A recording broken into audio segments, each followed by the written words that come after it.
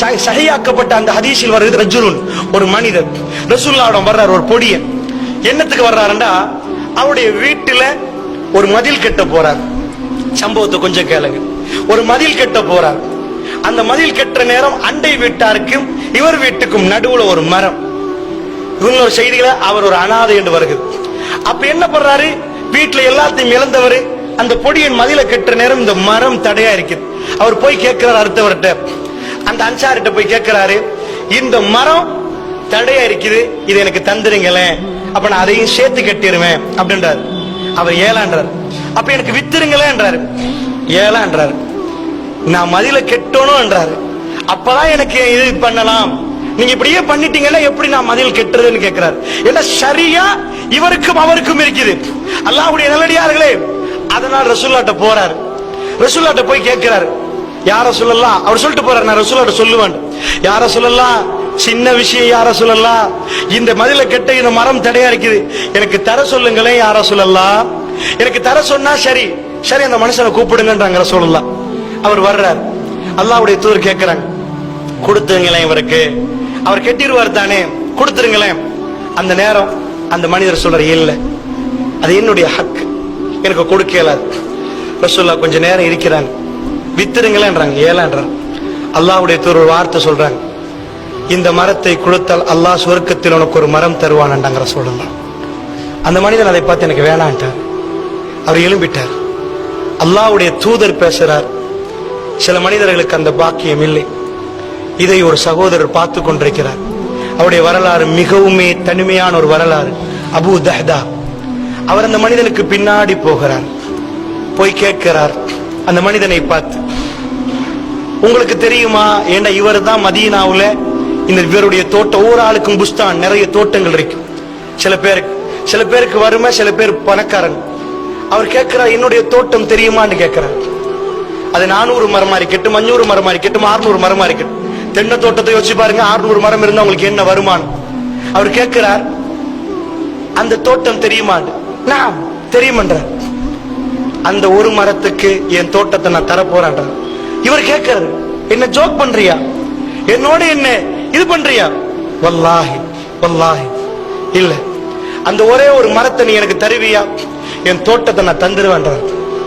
அல்லாஹ்வுடைய நல்லடியார்கள், அந்த மனிதர் சொல்றார், ஓகே, அந்த ஒரு மரத்துக்கு தோட்டத்தையே நான் தருகிறேன் என்று சொன்னா ஓகேன்றார். ரசூலுல்லாஹ்ட்ட போறார். யா ரசூலல்லாஹ், நீங்கள் அந்த மனிதனுக்கு சொன்னீர்களே ஒரு மரத்தை கொடுத்தால் சொர்க்கத்தில் ஒரு மரம் கிடைக்கும் என்று, அந்த வாக்குறுதி இன்னும் இருக்கிறதா யா ரசூலல்லாஹ்?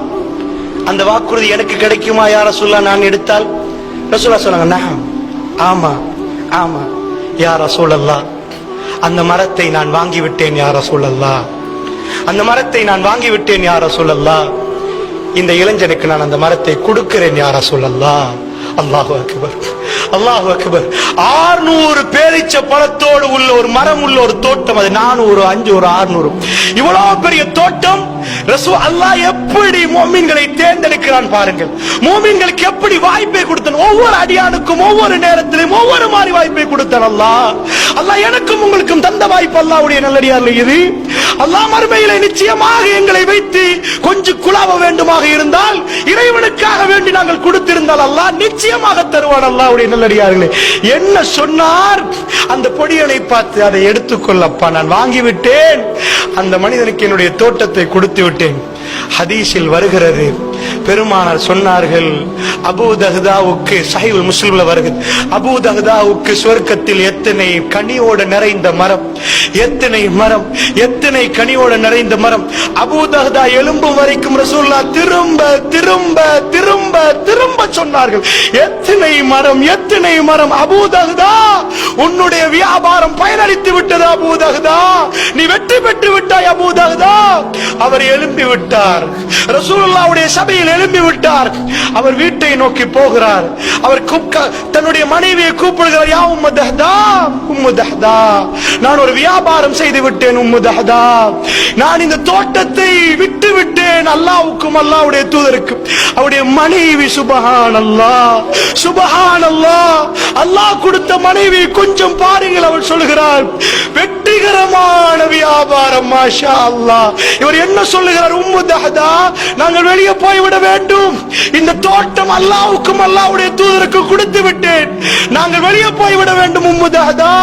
அவர்கள் சொல்றார்கள், மாஷா அல்லாஹ், வெற்றிகரமான ஒரு வியாபாரத்தை அபூ தஹதா நீங்கள் முடித்து விட்டு வந்திருக்கிறீர்கள், வெற்றிகரமான வியாபாரம்.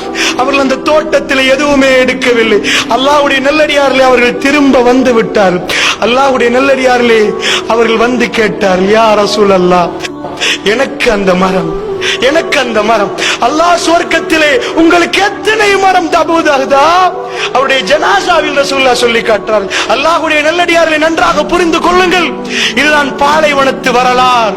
அவர்கள் சுவர்க்கத்துக்காக வேண்டி அல்லாஹ் கொடுத்த ரிஸ்கை அவர்கள் கொடுத்து கொண்டே இருந்தார்கள். தன்னுடைய ரூஹை கொடுப்பதற்கு முன்னாடி அல்லாஹ் கொடுத்த ரிஸ்கை கொடுத்தார்கள். பாலைவனத்தில் அல்லாஹ் ஒரு சோலைவனமாக அப்பொழுதே மாற்றிருக்கலாம். அல்லாஹ் அதை விரும்பவில்லை. அந்த அடியார்களை அல்லாஹ் சிறப்பிக்க விரும்பினான், அவர்களை கௌரவிக்க விரும்பினான். அவர்கள் யார் என்பதை காலம் காலமாக நானும் நீங்களும் அவர்களுக்கு துஆ செய்ய வேண்டும் என்று அல்லாஹ் விரும்பினார், அவர்களுக்கு பிரார்த்திக்க வேண்டும் என்று அல்லாஹ் விரும்பினார். ரலியல்லாஹு அன்ஹு, அல்லாஹ் அவர்களை பொருந்திக் கொண்டான் என்றால் ஏன் பொருந்திக் கொண்டான் என்பதை அல்லாஹ் காட்ட விரும்பினார். அல்லாஹ்வுடைய நல்லடியார்